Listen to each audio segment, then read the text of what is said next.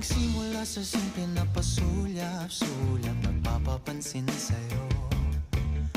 Umabot sa palitan ng mga mensahe, kilig na kilig ako.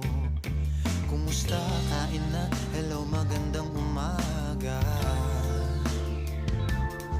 Ingat ka, pahinga, huwag kang masyadong magpupuyat pa.